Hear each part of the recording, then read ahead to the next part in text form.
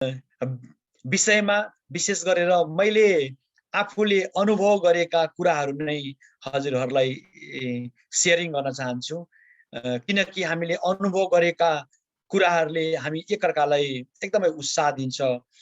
र मेरो अनुभवमा हामी विभिन्न प्रकारको वचन सुन्छौँ र प्राय मान्छेलाई हँसाउने अथवा मान्छेलाई एकछिन सुन्नको लागि लामो समयसम्म सुन्न मन लाग्ने भावनात्मक प्रचार, विभिन्न खालको प्रचार हुन्छ र परमेश्वरले विभिन्न खालको प्रचारलाई विभिन्न परिस्थितिमा प्रयोग गर्नुहुन्छ। सबै कुराबाट प्रभुको महिमा हुन्छ।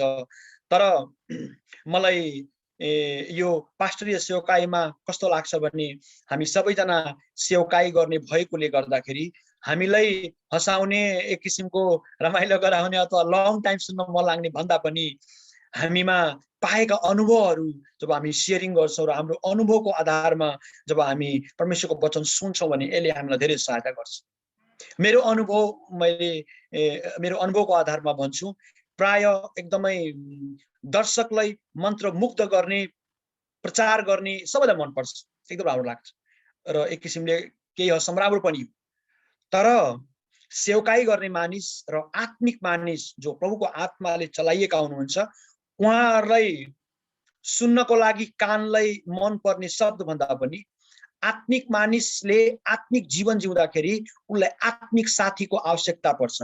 अनि आत्मिक मानिसले आत्मिक जीवन जिउनको लागि आत्मिक साथीको खोजी गर्छ। अनि यस्तो व्यक्तिलाई जसले परमेश्वरको वचन पालन गरेर प्रभुको आत्माको अगुवाईमा जीवन जिरहेको हुन्छ, त्यो मानिसको शब्दले मान्छेलाई छुन्छ। म आफै पनि त्यो कुरालाई एकदमै ख्याल गर्छु र मलाई एकदमै मन पर्छ।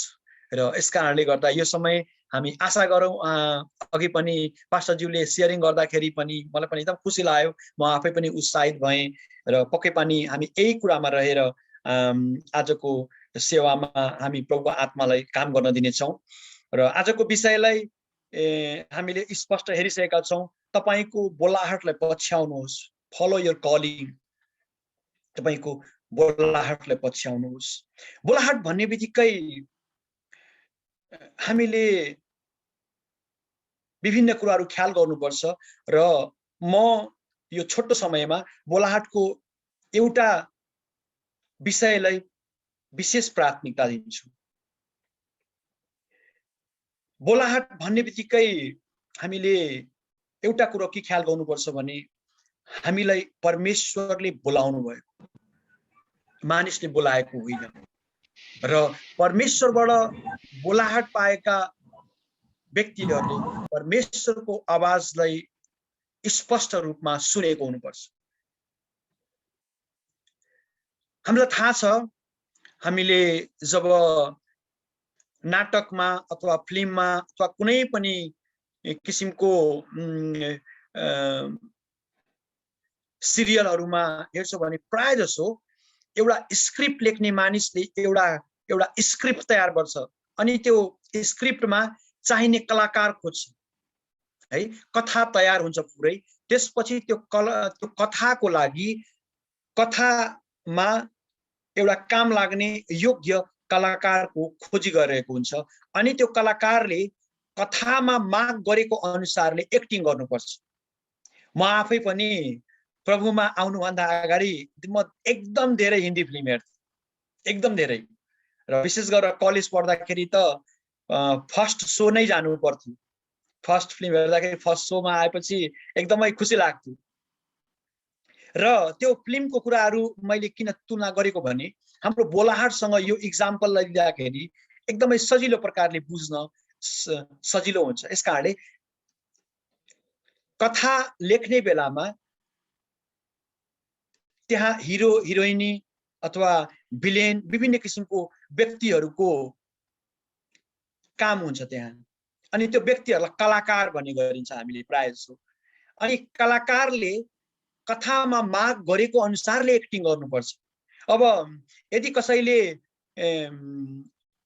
हिरोको रोल पाएको छ भने अब त्यो हिरोको रोल नगरेर होइन म त भिलेनको रोल गर्छु भन्छ भने त्यो कथा लेख्ने व्यक्तिले जसले छानेको छ व्यक्ति उसलाई खुसी बनाउँदैन।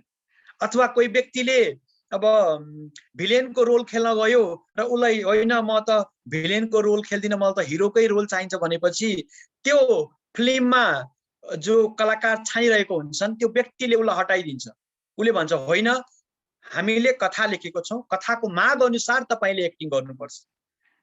वास्तवमा हाम्रो क्रिस्चियन जीवनमा पनि परमेश्वरले हामीलाई बोलाउनु भएको छ भने यो बोलाउनु भन्दा अगाडि नै हाम्रो लागि एउटा जीवन तयार भइसकेको छ, एउटा जीवन तयार भइसकेको छ। परमेश्वरले हाम्रो बारेमा एउटा स्क्रिप्ट लेखिसक्नु भएको छ र यसको सबैभन्दा बेस्ट इक्जाम्पल प्रभु येशू ख्रीष्ट हुनुहुन्छ। प्रभु येशू ख्रीष्ट हुनुहुन्छ र प्रभु येशू ख्रीष्टको बारेमा हामीले धेरै ठाउँमा यो उहाँको बारेमा पहिल्यै सबै कुराहरू लेखेको छ भन्ने कुराहरू हामीले हेरेका छौँ। तर पनि प्रकाशको पुस्तकमा हामीले एक ठाउँमा हेर्छौँ भने यहाँ स्पष्ट रूपमा येशू ख्रीष्टको क्रुसीकरणको बारेमा पनि लेखेको छ। प्रकाश 13 अध्यायको 8 पदमा यसरी लेखेको छ, र पृथ्वीमा वास गर्ने सबैले त्यस पशुको पूजा गर्नेछन्, अर्थात् तिनीहरूले जसको नाउँ संसारको सृष्टिदेखि नै मारिनु भएका थुमाका जीवनको पुस्तकमा लेखिएको छैन। अथवा यहाँ भन्न खोजेको येशू ख्रीष्ट संसारको सृष्टिदेखि नै मारिनु भएको कुरा लेखेको छ। यसको मतलब येशू ख्रीष्ट 2000 वर्ष अगाडि क्रुसमा मर्नुभयो, तर येशू ख्रीष्ट क्रुसमा मर्ने कुरा सृष्टि भन्दा अगाडि परमेश्वरले डिजाइन गरिसक्नु भएको र प्रभु येशू ख्रीष्टको बारेमा हिब्रू 10 अध्यायमा पनि यो कुरालाई अझ जोड दिएको छ। हिब्रू 10 अध्यायको 7 पदमा यसरी लेखेको छ, तब मैले भने हेर्नुहोस् हे परमेश्वर, पुस्तकको मुठोमा मेरो बारेमा लेखिए जस्तै तपाईकै इच्छा पूरा गर्न म आएको छु। यहाँ स्पष्ट रूपमा प्रभु येशूले उहाँको बारेमा जुन एउटा स्क्रिप्ट अथवा परमेश्वरले तयार गर्नुभएको जुन एउटा जीवन थियो त्यसलाई पूरा गर्न यो संसारमा आउनुभएको थियो। यसको मतलब हामीलाई हाम्रो बारेमा पनि बाइबलमा लेखिएका थुप्रै खण्डहरूले के उत्साह दिन्छ भने हामी यो संसारमा जन्मनुभन्दा अगाडि परमेश्वरले हामीलाई एउटा बोलाहटको लागि डिजाइन गर्नुभएको छ। अघि पास्टर करणले भन्दै हुनुहुन्थ्यो, अब उहाँ त केही वर्ष अगाडि मात्र इन्डियामा आउनुभयो, उहाँको मम्मीलाई त्यस्तो घटना भयो, तर परमेश्वरले त्यो धेरै वर्ष अगाडि डिजाइन गर्नुभएको थियो। यदि त्यो अवस्था त्यो क्लाइमेक्स तयार नभएको भए पास्टर करण आएर सेवकाई गर्नुहुन्थेन। यसकारणले हामी हरेकको जीवनमा परमेश्वरले एउटा डिजाइन गर्नुभएको एउटा जीवन छ र त्यो डिजाइन गरेको जीवन थाहा पाएपछि हामी त्यसलाई पक्रिनुपर्छ र त्यसलाई पक्रेर निरन्तरता दिएपछि अनि बल्ल म परमेश्वरको बोलाहटमा जाँदैछु भनेर हामी निर्धक्क प्रकारले भन्ने अवस्था हुन्छ। यसकारणले गर्दा हाम्रो बोलाहट परमेश्वरले धेरै पहिला तयार गरिसक्नु भएको छ। म आफै पनि मेरो बारेमा आज आफ्नो जीवनको गवाही पनि राख्ने छु हजुरको अगाडि। म एउटा हिन्दू परिवारमा जन्मेको, उपाध्याय बाहुनको परिवारमा जन्मेको र म प्रभु येशू ख्रीष्टमा विश्वास गर्नुभन्दा अगाडि एकदमै पूजापाठ गर्ने घर परिवारमा जिरेको थिएँ। मेरो बुवाले धेरै रक्सी खानुहुन्थ्यो अनि मेरो घरमा धेरै पूजाआजा हुन्थ्यो। अनि मेरो मनमा एउटा अचम्मको कुरा के लाग्थ्यो भने मेरो घरमा सबैभन्दा बढी पूजापाठ हुन्छ, धर्मकर्म हुन्छ, मेरै घरमा अशान्ति छ। अनि मलाई एकदमै मेरो मनमा अशान्ति र घर परिवारको अवस्था हेर्दाखेरि दुःख लाग्ने र हाम्रो घर परिवारमा शान्ति थिएन। यसरी म सानो हुँदाखेरि नै एकजना अनजान व्यक्तिले एउटा परमेश्वरको वचनको ट्र्याक्स बाँड्ने क्रममा म कहाँ आउनुभएको थियो, ट्र्याक्स बाँड्नुभयो। त्यो ट्र्याक्स पढेपछि म त्यो ट्र्याक्समा लेखेको ठेकानामा मैले विभिन्न पत्र पत्रिकाहरू लेखेर निरन्तरता दिएँ र नेपाल बाइबल सोसाइटीबाट क्रमबद्ध रूपमा पत्र पत्रिका आउँथ्यो, पढेँ। अनि मलाई चर्च कहाँ हो, बाइबल के हो, विश्वासी को हो, मण्डली के हो, केही पनि थाहा थिएन। मेरो नाता कुटुम्ब घर परिवारमा कोही पनि प्रभु येशू ख्रीष्टमा विश्वास गर्नुभएको थिएन।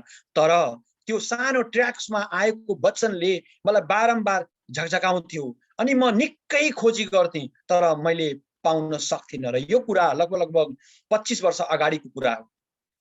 तर प्रभुलाई धन्यवाद होस्, म यस्तो भौतारी रहेको अवस्थामा विभिन्न समयमा बिस्तारै चर्चमा गएँ, तर मैले कसरी सिक्ने, कसरी अगाडि बढ्ने कुरा थाहा थिएन। म कतारमा पनि आएँ 2002 तिर, अनि म यहाँ आएर काम गरेँ।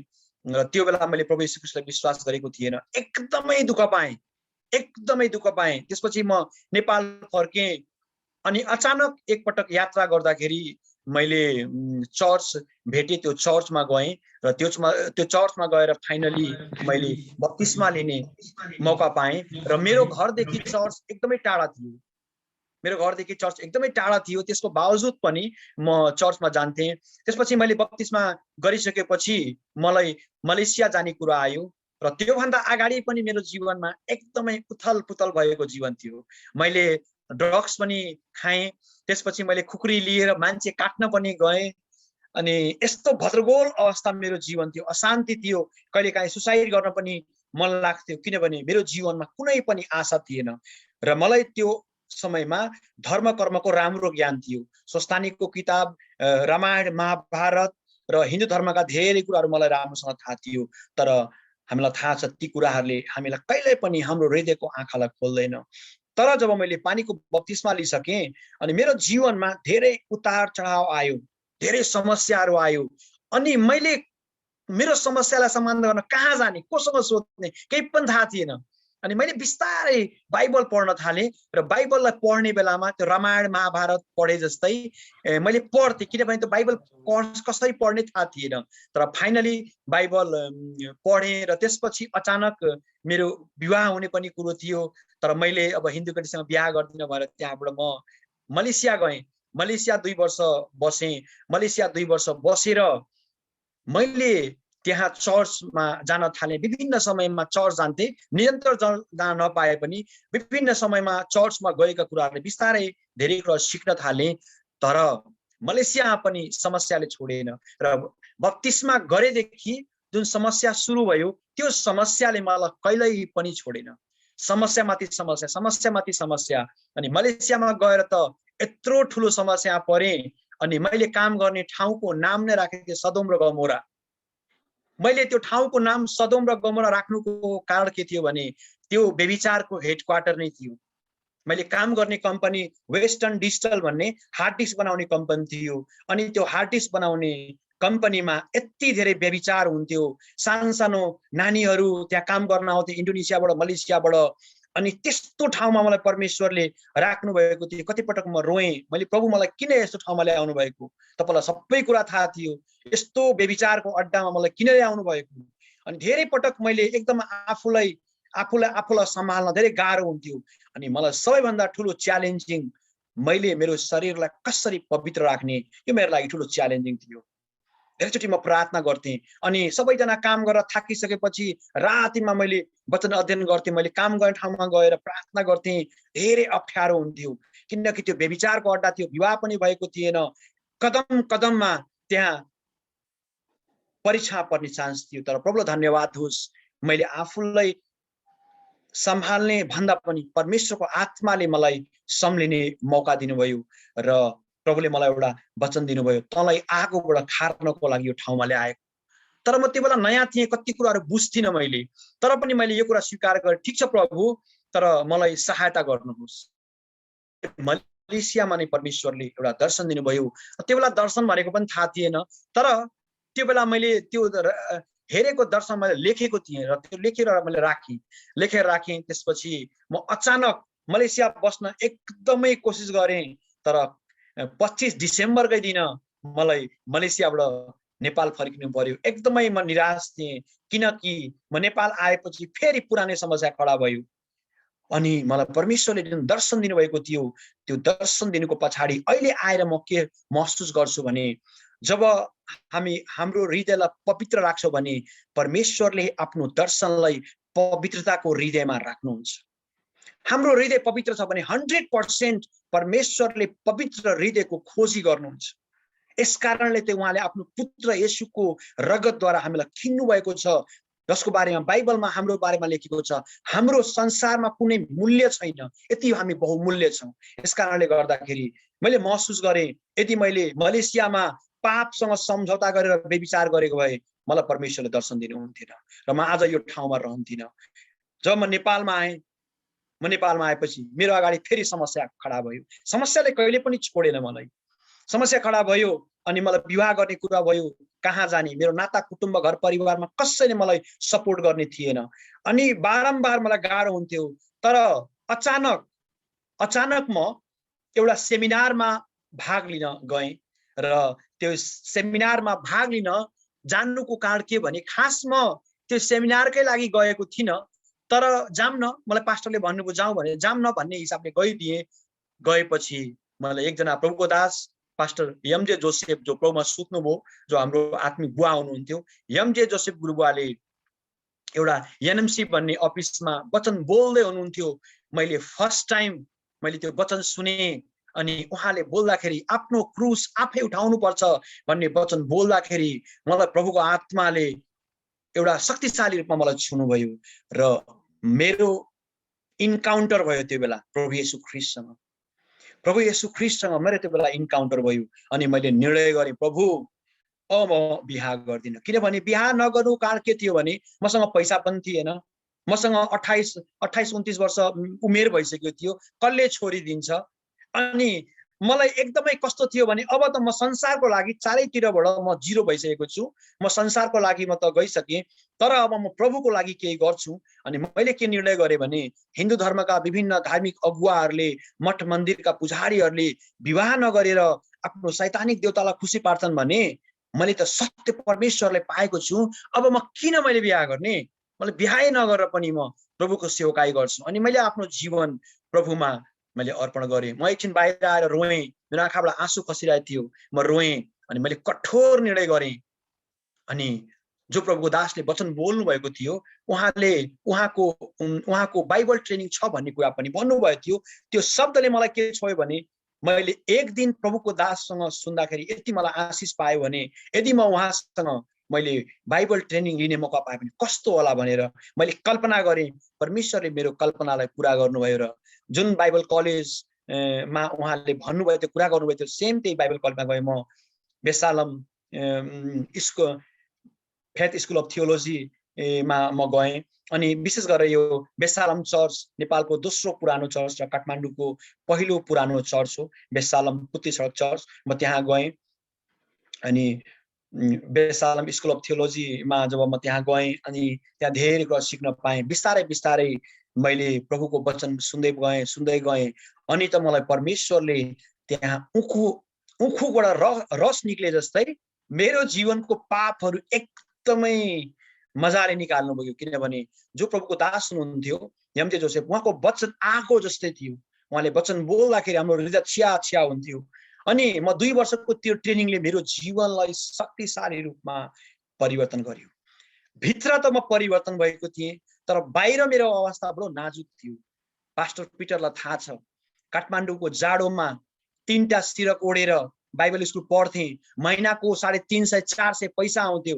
त्यो पनि पैसा कहिले आउने हो भनेर कुर्नु पर्थ्यो। अनि फाटेको पाइन्ट है, घुँडामा 2टा प्वाल परेको थियो पाइन्टमा, अनि झङ्कार चप्पल, त्यो झङ्कार चप्पल लाउँदा पनि ट्याप ट्याप आवाज आउँथ्यो। अनि जाडोमा त्यो अवस्थामा गुज्रिँदाखेरि कता कता लाग्थ्यो, होइन हो यो त ठगी जस्तो भयो त। अब जवानी अवस्थामा आइयो, यस्तो अवस्थामा आइयो अनि सबैले हेर्दाखेरि कता कता मलाई आफूले के लाग्थ्यो भने जोगी जस्तो, जोगी पारा कहीँ पनि सफल नभएर यहाँ आए जस्तो लाग्थ्यो। तर भित्र परमेश्वरको वचनले मलाई सन्देश दिनुहुन्थ्यो, नडरा म तेरो साथमा छु, नडरा म तेरो साथमा छु। भित्र म एकदम बलियो थिएँ तर म त्यो देखाउन सक्दिनँ। र अझ एउटा कुरा म जोड्न चाहन्छु, मेरो जीवनमा परमेश्वरले एउटा शक्तिशाली काम गर्नुभएको। एक रात म होल नाइट प्रार्थना गरिरहेको थिएँ बेसालम स्कुलमा पढ्दाखेरि। अनि बेसालम चर्चभित्रै मैले प्रभुले दिएको दर्शनलाई प्राप्त गरेँ। म प्रार्थना गरेको बेलामा यर्मिया 33:3 दिनुभयो। तर त्यो आवाजलाई स्वीकार गरेँ, परमेश्वरको बोलाहटलाई स्वीकार गरेँ, तर म बालककालदेखि राम्रोसँग बोल्न सक्दिनँ। म लामो समय 20 देखि 25 वर्ष भकभकेर बोल्थेँ। अनि मैले भने प्रभु यो कसरी हुन सक्छ, म त बोल्नै सक्दिनँ, यो त एकदमै असम्भव छ। अनि मलाई त्यो बेला परमेश्वरले मोसाको जीवनमा भएका घटनाहरू प्रस्थान 3 अध्यायको एक्ज्याक्ट मोसा र मेरो जीवन उस्तै उस्तै पाराको मेल खायो। अनि प्रभुले दिएको भने प्रभुले तयार गर्नुहुन्छ नि। त्यो मलाई पछि आएर फिल भयो। तर वास्तवमा ती सबै घटनाहरू मेरो लागि एउटा र मेटेरियल थियो। परमेश्वरले मेरो लागि एउटा र मेटेरियल तयार गर्नुभएको थियो। अनि त्यो र मेटेरियललाई मैले फलो गरेका थिएँ। तर मलाई थाहा थिएन कि त्यो र मेटेरियल फलो गर्दाखेरि दुःख कष्ट, त्यो फाटेको प्यान्ट, त्यो जाडो, त्यो झङ्कार चप्पल, त्यो आर्थिक अवस्थामा कमजोर भएको बेलामा वास्तवमा म रङ ट्र्याकमा थिइनँ। म एकदम राइट ट्र्याकमा थिएँ। किनभने त्यही राइट ट्र्याकले म आज यहाँ आइपुगेँ। भाइ पिटरले यो सायद उहाँले यो फेसबुकमा राख्नको लागि एउटा स्लाइड तयार गर्नुभएको थियो र त्यहाँ कम्पासको चिन्ह मैले देखेको थिएँ। वास्तवमा कम्पासको चिन्हले कहिल्यै पनि गलत दिशा बताउँदैन। कम्पासले जहिल्यै पनि उत्तरी ध्रुव, दक्षिणी ध्रुव, पूर्व पश्चिम कहाँ के छ स्पष्ट पार्दछ। अनि वास्तवमा कतिचोटि हाम्रो जीवनमा अन्योलमा भएको बेलामा पनि, कमजोर भएको बेलामा पनि, दोधारमा भएको बेला पनि यदि हामी परमेश्वरको वचनलाई पक्रेर जिउँछौँ भने परमेश्वरको वचनले नै हामीलाई आशिष दिन्छ। परमेश्वरको वचनले आशिष दिन्छ। अनि मैले आफ्नो जीवनको आइलाई नै आज मैले फोकस गरिरहेको छु। मैले अघि नै भनिहाल्ने मेरो अनुभवहरूलाई मैले अझ अगाडि सेयर गर्दैछु। विशेष गरेर परमेश्वरीय बोलाहट एक रहस्य हो। यो रहस्यलाई बुझ्न गाह्रो छ। यसकारण त संसारको मान्छेले हामीलाई मूर्ख भन्छ। हुन त हामी संसारको मान्छेको लागि मूर्खै हो, किनभने उनीहरूले हाम्रो सत्यतालाई मूर्ख भन्छन्। अनि परमेश्वरीय बोलाहट एक रहस्य हो। आँखाले यो बोलाहटलाई देख्न सकिँदैन, तर आँखाले देखेको भन्दा पनि सत्य र शक्तिशाली र प्रभावशाली हुन्छ परमेश्वरको रहस्यमय बोलाहट। प्राय हाम्रो आँखाले धोखा खान्छ, तर परमेश्वरको अदृश्य बोलाहटले कहिल्यै धोखा हामीलाई दिँदैन, कहिल्यै धोखा दिँदैन। यसको सबैभन्दा बेस्ट इक्जाम्पल उत्पत्ति 13 अध्यायको 10 र 18 पद। उत्पत्ति 13 अध्यायको 10 र 18 पदमा हामीले के हेर्छौँ भने अब्राहमको पछि पछि लोत लागेको हुन्छन्, तर परमेश्वरले अब्राहमलाई बोलाहट दिनुभएको हुन्छ। अनि अब्राहमलाई बोलाहट दिने बेलामा त्यहाँ काका र भतिजको बीचमा झगडा भयो। अनि भतिज त छट्याइ गरेर उसले त के सोच्यो भने म त काकालाई बेकुफ बनाइदिएँ। उसले आँखाले हेरेर निर्णय गर्छ, आँखाले हेरेर निर्णय गर्छ। तर अब्राहमले वेदी बनाउँछ। वेदी बनाएको आधारमा परमेश्वरको अगुवाईमा, परमेश्वरको इच्छामा उनले निर्णय गर्छन्। अनि लोतको बोलाहट आँखाको हेर्ने दृष्टिकोणमा थियो भने अब्राहमको बोलाहट वेदीबाट सुरु भएको थियो। अनि अदृश्य बोलाहट जहिले पनि एउटा प्रार्थनाको वेदीबाट सुरु भएको हुन्छ। अनि मेरो पनि जीवनमा ठिक त्यस्तै अवस्था थियो। र जब मैले त्यो बोलाहट पाएँ म एकदमै जिरो अवस्थामा थिएँ। अनि मलाई स्वीकार गरेँ। पछि परमेश्वरले मेरो ओठ र जिब्रोलाई पनि छुनुभयो। मैले जब 2 वर्ष मैले आफ्नो कोर्स पुरा गरेँ, सिटिएस कोर्स मैले पुरा गरेँ। म सिटिएस कोर्स पुरा गरेपछि म पैसा कमाउँदैन, पैसा चाहिँदैन, 2 चोटि विदेश गएँ। अब म गाउँमा गएर सेवकाई गर्छु भन्ने अवस्थामा हाम्रो प्रिन्सिपल जो हुनुहुन्थ्यो पास्टर जोन, उहाँले भन्नुभयो भाइ तपाईँ कतारमा जानु पर्यो, कतारमा त्यहाँ एउटा सेवकाईको लागि एउटा व्यक्तिको खाँचो छ। अनि मैले 3 पटक इन्कार गरेँ। मलाई पैसा चाहिन्न, म जाँदै जान्न भने। तर त्यो प्रभुको दास उहाँ पनि 30 वर्ष भयो नेपालमा, लगभग 30 वर्ष भयो मिसनरीको सेवकाई गरेको। उहाँले आत्मा छुट्याउन सक्नुहुन्छ। अनि उहाँले भन्दाखेरि मलाई के लाग्यो भने किन उहाँले मलाई मात्र भन्नुहुन्छ? उहाँको त्यत्रो ठुलो विशाल चर्च कसैलाई पनि भन्नुहुन्न, मलाई मात्र भन्नुभएको। कता मेरो मनमा गाह्रो भयो। फाइनली मेरो ग्रेजुएसन भएको दिनमा मैले भने हुन्छ सर म जान्छु। अनि म त्यो बेलामा भजन कोरस गाउन आउँथेन, ताली चाहिने बजाउन आउँथ्यो, किनकि पहिले हिन्दी गीत एकदम मैले गाउँथेँ र सुन्थेँ। त्यसको आधारमा ताली बजाउन अलिअलि आइडिया आउँथ्यो र ताली बजाउँथेँ, राम्रोसँग प्रचार गर्न आउँथेन।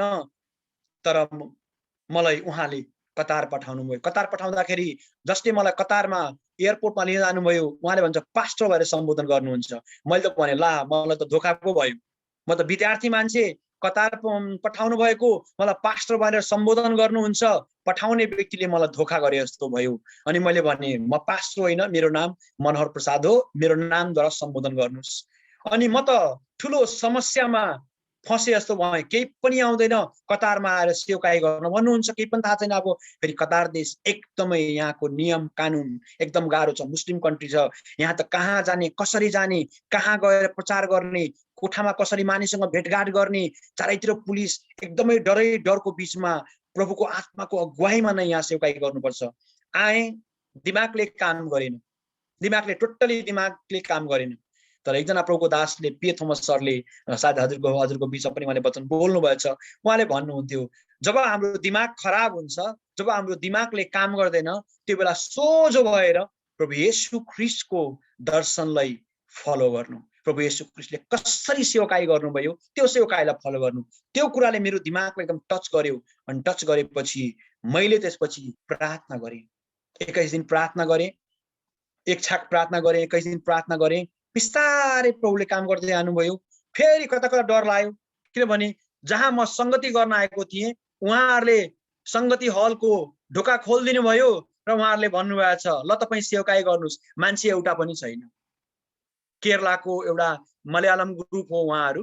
अनि उहाँहरूले भन्नुभयो ल आएर सेवकाई गर्नुहोस्, मान्छे एउटा पनि छैन। म त बडो दोधारमा परेँ, प्रभु म त बडो मजाले फसेँ त। अब कहाँ जाने, अब भाग्न पनि पाइँदैन, 7 समुद्रको पार गरेर नै आएको, भाग्न पनि कहाँ भाग्ने, इन्डिया भएको भए त यसो बहाना गरेर भाग्न मिल्थ्यो, यहाँ त भाग्ने ठाउँै छैन। अनि एउटा हिन्दीमा भनाइ छ, मर्ता क्या नहीं करता, त्यस्तै अवस्था भयो। अनि मैले भने प्रभु मेरो दिमाग खराब भयो, म त सक्दिनँ। त्यसपछि मैले एउटा कठोर निर्णय गरेँ, मलाई एउटा भित्रबाट एउटा उपवास बस्ने इच्छा भयो, 40 दिनको फुल फास्टिङ बस्ने इच्छा भयो। अनि मेरो मनमा त निर्णय गरेँ, तर कता कता डर लाग्यो, प्रभु यो फुल फास्टिङ त बडा गाह्रो कुरो हो। फेरि पास्टर आयो, पास्टरलाई केही भएर मर्यो भने त यहाँ त बेइज्जत हुन्छ तपाईँको नाउँको, पास्टर उपवास बसेको मर्यो भने। अनि डराई अनि मैले एकदम किनभने मेरो बल र शक्तिले सक्दिनँ, तर तपाईँले गर्नुहुन्छ भन्ने मलाई एउटा दृढ विश्वास थियो। किनभने मलाई परमेश्वरको वचनमा एउटा शक्ति छ भन्ने म यो कुरामा एकदम ढुक्क थिएँ। अनि म 40 दिनको फुल फास्टिङ बस्न सुरु गरेँ र त्यो प्रार्थनाको जीवनद्वारा मेरो जीवनमा प्रभुले अचम्म प्रकारले काम गर्नुभयो। अब खास मैले यो फास्टिङको बारेमा मेरो गवाही भन्दाखेरि मात्र हजुरलाई भनेको, मेरो यो खास म उपवास बस्छु भनेर मैले त्यो उद्देश्यले भनेको होइन, तर मेरो आफ्नो एउटा टेस्टिमोनी भन्दाखेरि भनेको। जब मैले 40 दिनको उपवास बसेँ, त्यसपछि मैले 10 वर्ष लगातार भयो मैले 40 दिनको उपवास बसेर जुन मैले सेवकाई गर्ने मौका पाएको छु, यो मेरो लागि सबैभन्दा ठुलो शक्तिको स्रोत। यस कारणले गर्दाखेरि हामी सेवकाई गर्दाखेरि कतिचोटि परमेश्वरले हामीलाई धेरै कुरा सिकाउनुहुन्छ र सेवकाईको सबैभन्दा मुख्य कुरा, की पोइन्ट, परमेश्वरको वचनद्वारा मण्डली निर्माण गर्नुपर्छ, जुन कि सबैभन्दा गाह्रो कुरा हो। किनभने शिक्षाले मानिसको हृदयलाई परिवर्तन गर्न सक्छ भन्ने कुरा मैले कतारमा आफै अनुभव गरेँ। किनकि जब मैले प्रचार गर्न थालेँ, मैले अघि नै भने मेरो दिमाग खराब भयो। त्यसपछि मैले लाइफ अफ क्राइस्टको त्यो च्याप्टर मैले सम्झेँ। पहिलो वर्षमा कसरी प्रभुले सेवकाई गर्नुभयो, दोस्रो वर्षमा कसरी सेवकाई गर्नुभयो, तेस्रो वर्षमा सेवकाई कसरी गर्नुभयो, अन्तिम हप्ताको सेवकाई के हो, त्यसलाई मैले ध्यान दिएर नै यसले मेरो जीवनलाई ठुलो ठुलो परिवर्तन गर्ने काम गर्यो। अनि मैले कतारको सेवकाईलाई मलाई प्रभुले दिनुभएको दर्शन मैले एउटा के प्राप्त गरेँ भने, मैले धेरैजनालाई सोध्नु पनि हुन्छ, पास्टर तपाईँको सेवकाई कस्तो खालको डक्ट्रिनमा आधारित छ भनेर भन्नुहुन्छ। मैले एउटा एकदम सजिलो मलाई प्रभुले देखाएको हिब्रू 12:2 म त्यो पढिदिन्छु। हिब्रू 12:2 लेखिएको छ, हाम्रा विश्वास सुरु गर्नुहुने र पूरा गर्नुहुने येशूलाई हेरौं, जसले उहाँको सामुन्ने राखिदिएका आनन्दको निम्ति अपमानलाई केही जस्तो नठानी क्रुसको कष्ट भोग्नुभयो र परमेश्वरको सिंहासनको दाहिनेपट्टि विराजमान हुनुहुन्छ। अनि यो वचनद्वारा मलाई प्रभुले सिकाउनु भयो। हाम्रो मण्डलीको थीम नै यही हुन्छ, किनकि हाम्रो मण्डलीमा जब प्रभुले काम गर्दै जानुभयो, मैले खाली हलबाट सेवकाई सुरु गरेको, परमेश्वरले मण्डली भर्दै आउनुभयो। 50 जना क्यापेसिटीको हल थियो। अनि मैले सोचे प्रभु यो हल कहिले भरिने हो? यत्रो हल छ, कहिले मान्छे आउँछ यहाँ, कहिले भरिने हो? अनि मैले त्यसपछि प्रार्थना गर्दै गएँ, प्रभुको आत्माले काम गर्दै जानुभयो। त्यो 50 जनाको हल भर्यो, फेरि 80 जनाको क्यापेसिटीको हल लियो, त्यो पनि भर्यो, फेरि 200 जनाको क्यापेसिटीको हल लियो, त्यो पनि भर्यो, फेरि 380 जनाको क्यापेसिटीको हल लियो, त्यो पनि धेरैजना व्यक्ति आउँदै थिए। ठिक त्यही बेला यहाँको क्राइसिसहरू सुरु भयो। त्यसपछि हाम्रो संख्यात्मक वृद्धि कम भयो, तर प्रभुको आत्माले त्यो बीचमा एकदमै शक्तिशाली काम गर्नुभयो। यसकारणले म सबै कुराको क्रेडिट केवल परमेश्वरलाई मात्र दिन्छु, किनभने म त जिरो अवस्थामा आएको, म त केही पनि नजानेको अवस्थाबाट आएको, तर सबै कुराहरू प्रभुको आत्माले गर्नुभयो। अनि यहाँबाट कतिजना भाइहरू सुसाइड गर्न लाँदै हुनुहुन्थ्यो, उहाँहरूको आत्मा बच्यो। कतिजना भाइहरू यहाँबाट आउनुभयो, उहाँको जिन्दगी बर्बाद भएर ड्रग्स खाएर, ड्रग्सको व्यापार गरेर यस्ता धेरै व्यक्तिहरू आउनुभयो। अनि यहाँबाट कतिजना भाइहरू प्रभुलाई चिनेर अहिले स्पेनमा गएर सेवकाई गर्नुहुन्छ, कतिजना साउदीमा गएर सेवकाई गर्नुहुन्छ, कतिजना नेपालमा गएर सेवकाई गर्दै हुनुहुन्छ, कतिजनाको जीवन प्रभुले परिवर्तन गरेर न्युजिल्यान्डमा, इङ्ल्यान्डमा, विभिन्न ठाउँमा पठाउनु भयो। यी सबै कुराहरू परमेश्वरको वचनको सत्यताले मात्र हो। यसकारणले गर्दा मैले पाएको अनुभव परमेश्वरको वचनको सत्यताले मण्डलीलाई बलियो गर्छ। अर्को एउटा मैले नेपाली भाषिक चर्चमा मैले पाएको अनुभव, मलाई सबैभन्दा ठुलो पीडा एउटा कुराले के लाग्छ भने प्राय हाम्रो नेपालमा प्रायको भनाइ छ हामी नेपालीहरू गरिब छौँ। यो मेरो लागि एकदमै जहर जस्तै लाग्छ। किन यसरी भन्यो होला? वास्तवमा नेपालीहरू त वीर गोर्खाली भनिन्छन्। माउन्ट एभरेस्टमा चढ्नको लागि नेपालीहरू नम्बर 1 हुन्। हिमालय चढ्ने व्यक्तिमा यस्ता धेरै कुराहरू छ जो नेपालीहरू दुःख र कष्टबाट उनीहरूको बलियोपन निक्लेको छ। अनि जब मण्डलीको मेटर आउँछ, आर्थिक कुराको मेटर आउँछ, नेपालीलाई विशेष गरेर आर्थिक रूपमा कमजोर भएको मण्डलीसँग तुलना गरिन्छ। यो कुरा मेरो मनमा ठुलो बोझ थियो जब म कतारमा आएर सेवकाई गरेँ। अनि प्रभुको आत्माले आर्थिक रूपमा पनि विश्वासीहरूको हृदय खोल्नु भएको अनुभव मसँग धेरै छ, एकदमै धेरै छ। अनि मैले त्यो विश्वासीहरूलाई भावनात्मक रूपमा प्रचार गरेर एकदम इमोसनल बनाएर अरूलाई एकदम कर्काप लाएर मैले त्यो काम गरिनँ। मलाई प्रभुले दिनुभएको एउटै कुरा, परमेश्वरको वचन प्रचार गर्ने, परमेश्वरको वचन जस्ताको तस्तै प्रचार गर्ने। अनि मैले महसुस गरेँ परमेश्वरको वचनमा शक्ति छ, परमेश्वरको वचनमा अचम्मको शक्ति छ, अचम्मको शक्ति छ। जब हामी हेर्छौँ भने दोस्रो पत्रुस 1:3 त्यहाँ त स्पष्ट रूपमा लेखेको छ, हाम्रो जीवन र भक्तिको लागि चाहिने प्रत्येक थोक परमेश्वरले हामीलाई दिनुभएको छ। मैले अघि पनि भने मेरो आफ्नै जीवन एउटा जिरो अवस्थामा थियो। अझ मैले सर्टकटमा म आफ्नो गवाईलाई पुरा गरिदिन्छु। म यहाँ सेवकाई गर्न थालेपछि मेरो जिन्दगीमा दुःखले कहिल्यै छोडेन। त्यसपछि मैले विवाह गरेको 4 वर्षमा सन्तान पनि भएन। अनि मेरो लागि एउटा ठुलो बोझ थियो, तर मैले एउटा निर्णय गरेँ, प्रभु तपाईले दिनुहुन्न भने पनि तपाईँको महिमा होस्, तपाईँ दिन चाहनुहुन्न भने तपाईले नदिएको कारणले गर्दाखेरि म तपाईलाई केही पनि भन्दिन, तपाईको यसैबाट महिमा हुन्छ भन्ने यसै गरी होस्। अनि मैले एउटा दृढ विश्वास साथ केही पनि औषधि उपचार केही पनि नगरेर प्रभुले सन्तान पनि दिनुभयो। प्रभुले एउटा जिरो अवस्थाबाट प्रभुले यहाँसम्म पुर्याउनु भयो। अनि यो सबै कुराहरू केवल परमेश्वरको वचनमा मात्र सम्भव छ। यसकारणले हामीलाई हाम्रो जीवन र भक्तिको लागि परमेश्वरले हामीलाई हरेक कुरा दिनुभएको छ, हामीलाई हरेक कुरा दिनुभएको छ प्रिय। अनि बोलाहटलाई निरन्तरता दिनको लागि हामीले विशेष गरेर परमेश्वरको वचन र अर्को कुरा पवित्र आत्मालाई हाम्रो जीवनमा काम गर्न दिनुपर्छ। परमेश्वरको आत्मा र परमेश्वरको वचन सबैभन्दा शक्तिशाली चिज हो। यसकारणले गर्दा पहिलो पत्रुसको 1 अध्यायमा यहाँ बडो राम्रोसँग लेखिएको छ।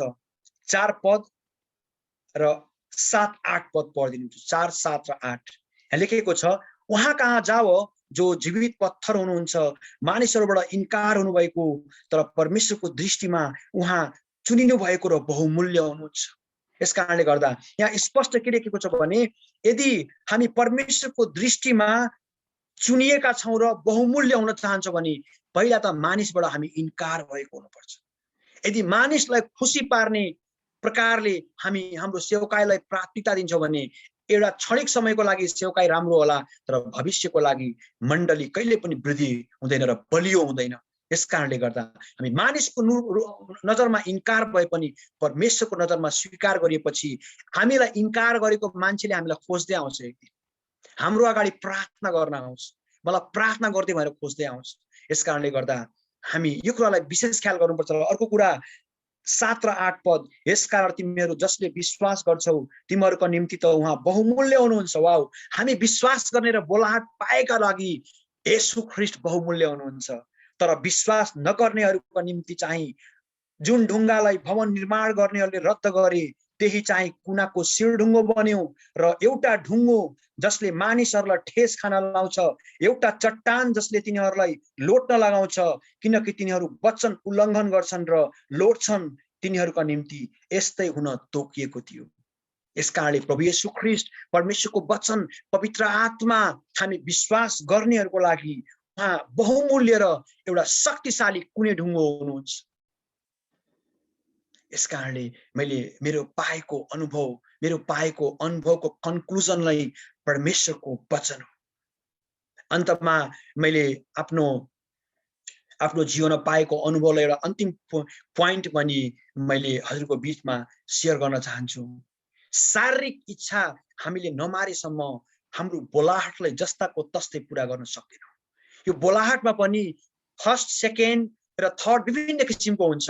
यदि हामीले बोलाहटलाई फर्स्ट प्रायोरिटी दिएर जिउँछौँ भने हामीले परमेश्वरले चाहेको स्क्रिप्ट अथवा उहाँले बनाएको स्क्रिप्ट अनुसार, डिजाइन अनुसार नै सेवाई गर्नुपर्छ। हामीलाई थाहा छ मोसाको बारेमा प्रेरितको पुस्तकमा एकदमै राम्रोसँग लेखेको छ। 2टा पद मात्र म त्यसबाट म भन्ने छु। प्रेरित 7 अध्यायको 25 र 35 पदमा छ। प्रेरित 7 अध्यायको 25 पदमा यसरी लेखेको छ, परमेश्वरले मेरो हातबाट तिनीहरूका उद्धार गर्नुहुन्छ भन्ने मेरा भाइ बन्धुहरूले बुझ्लान् भन्ने तिनले विचार गरेका थिए, तर तिनीहरूले सो बुझेनन्। उनको शरीरको शक्ति बल नमर्दाखेरि मोसाद्वारा ठुलो गल्ती भयो। उनी आफै नेता बन्न खोजे, उनी आफ्नो बोलाहटलाई पूरा गर्न खोजे। परमेश्वरको बोलाहट भन्दा पनि आफ्नो बोलाहटलाई उनले प्राथमिकता दिए। अनि त्यही मोसाको बारेमा 35 पदमा लेखेको छ, यही मोसा जसलाई तिनीहरूले कसले तिमीलाई हाकिम र न्यायकर्ता तुल्यायो भनेर इन्कार गरेका थिए, तिनलाई परमेश्वरले पोथ्रामा देखा पर्ने स्वर्गदूतद्वारा हाकिम र उद्धारकर्ता तुल्याएर पठाउनु भयो।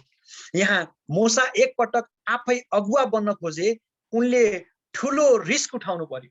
जब हामी आफै परमेश्वरको बोलाहट पूरा गर्न खोज्छौँ भने हामीले धेरै ठुलो रिस्क उठाउनु पर्छ। तर मोसालाई परमेश्वरले बोलाउनु भयो, सबै रिस्क परमेश्वरले उठाउनु भयो। यसकारणले हामीले आफ्नो बोलाहट आफ्नो प्रकारले डिजाइन गरेर म यस्तो गर्छु उस्तो गर्छु भने यसको रिस्क हामी आफै उठाउनु पर्छ। यदि परमेश्वरको बोलाहटलाई हामीले पूरा गरिरहेको छ भने हाम्रो सबै रिस्क टोटली परमेश्वरले उठाउनुहुन्छ। अनि परमेश्वरले मोसाले शारीरिक इच्छा नमारेर अगाडि बढ्न खोजे र शरीरले नै उनलाई नष्ट गर्न खोज्यो। मोसाको शारीरिक इच्छा मरेपछि परमेश्वरको आत्माले मोसालाई परमेश्वरको अगाडि ल्याइ पुर्याए। जब 40 वर्ष उनी भेडा चराए, उनको शरीरको इच्छाहरू मर्यो, उनको घमण्ड अहंकार मर्यो, उनी नम्र भए अनि परमेश्वरले मोसालाई परमेश्वरको अगाडि खडा गर्नुभयो। यसकारणले प्रिय एउटा हाम्रो क्रिस्चियन जीवनमा परमेश्वरको बोलाहटलाई पछ्याउँदाखेरि परमेश्वरको आत्मा र परमेश्वरको वचनलाई यदि महत्त्व दिएर जीवन जिएको छ भने हाम्रो जीवन कस्तो हुन्छ भने हामीले प्राय मेरो घर नजिकै एउटा ठुलो नदी छ र त्यो नदीमा हामी सानो स्कुलमा पढ्दाखेरि हामी पौडी खेल्न जान्थ्यौँ। अनि त्यहाँ मैले हेरेको घटना, प्राय पौडी खेल्न जाँदाखेरि पौडी खेल्न जानेन भने त्यो मान्छे बिस्तारै मर्न थाल्छ। झ्याप्पै त मर्दैन, पौडी खेल्न नसकेर उसको शरीर पानीमा डुब्दै जान्छ, डुब्दै डुब्दै डुब्दै जान्छ। बिस्तारै उसले निक्लन कोसिस गर्छ, ऊ बेहोस हुन्छ, बेहोस भएर उसको शरीरमा पानी भरिन्छ अनि पानी भरिएपछि उसको शरीर पानी तल गएर बस्छ। 1 दिन 2 दिन 3 दिनपछि जब उसको शरीरमा पानी नै पानी हुन्छ, उसको शरीरको सबै बलहरू सकिएर सबै कुराहरू मरिसकेपछि जब उसको शरीर पानी नै पानी हुन्छ, त्यही शरीर फेरि पानीबाट माथि निक्लिन्छ। फेरि पानीबाट माथि निक्लिसकेपछि अब त्यो शरीरको बल हुँदैन, त्यो शरीरमा पानीको बल हुन्छ र पानीले जता बगायो त्यो मरेको शरीर उतै उतै जान्छ। पानीले जता बगायो त्यो मरेको शरीर उतै उतै जान्छ। पानीले जता इच्छा गर्छ त्यो मरेको शरीरलाई त्यही पुर्याउँछ। परमेश्वरको आत्मा र वचनले हामी भरिएका छौं भने हाम्रो शारीरिक इच्छा त्यो पानीमा पौडी खेल्न जाँदाखेरि त्यो मान्छे मरे जस्तै हाम्रो शारीरिक इच्छा मर्छ।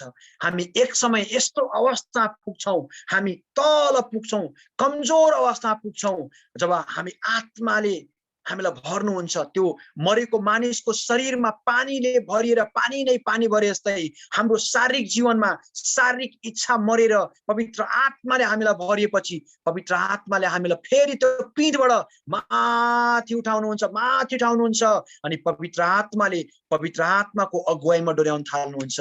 अनि त्यो शारीरिक इच्छा मरेको मानिसलाई पवित्र आत्माले जता लग्यो त्यो मानिस त्यतै जान्छ। पवित्र आत्माले जहाँ पुर्याउन चाहनुहुन्छ त्यो मानिस त्यही पुग्छ। यसकारण प्रिय हो, हाम्रो जीवनमा यदि ख्रीष्ट येशूलाई पहिलो स्थान दिएर परमेश्वरको वचनलाई जस्ताको त्यस्तै यदि पालन गरेर यदि हामी रिस्क उठाएर ख्रीष्टको बोलाहटलाई पूरा गर्न चाहन्छौँ भने पवित्र आत्मा हाम्रो पक्षमा हुनुहुन्छ। परमेश्वरको स्वर्गदूतहरू हाम्रो वरिपरि छन्। परमेश्वरले हामीलाई कहिल्यै फेल हुन दिनुहुन्न। यसकारणले गर्दा दोस्रो पत्रुस 1:10 लेखेको छ, यदि हाम्रो बोलाहटलाई हामीले निश्चय गरेको छ हामी कहिल्यै पनि लोट्ने छैनौं, नेभर फेल। हाम्रो सफलताको रहस्य नै यसैमा छ। आउनुहोस् हामी प्रार्थना गरौँ। हालेलुया, हालेलुया। सर्वज्ञानी, सर्वव्यापी, सर्वशक्तिमान, दयालु परमेश्वर पिता, हामी तपाईलाई धन्यवाद